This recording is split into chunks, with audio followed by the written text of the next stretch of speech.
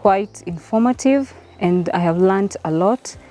Key thing about it is that when we are dealing with children, it's not just about us as individuals, it is a community effort, because this child will not only live here but will also interact with people of the community.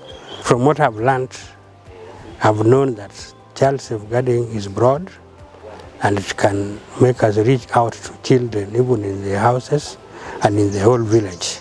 And I've also learned that when we are there, we have to involve the important stakeholders in this so that things would do well.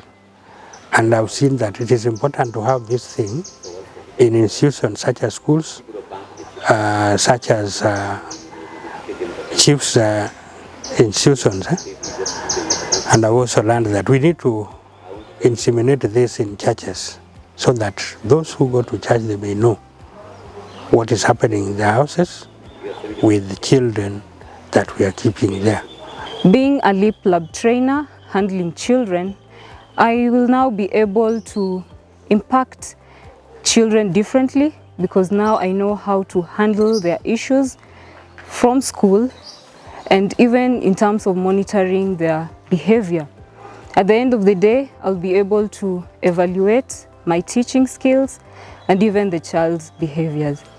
I would love for such initiatives to take place in schools so that other people, including teachers, may be able to understand deeply the concept and the difference between child protection and child safeguarding. So the training has been very important.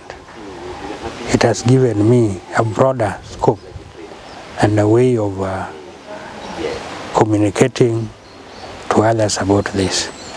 I love the kind of training that we had, and also I was happy with the facilitator, the way he did it, and role play and other more examples were given. So we have come out when we now have even other examples that pertains to us that can make us also live in a peaceful manner. I'm happy and I highly appreciate the training, the organization, and the facilitators who have been giving us the knowledge regarding what we are going to apply at the grassroots level.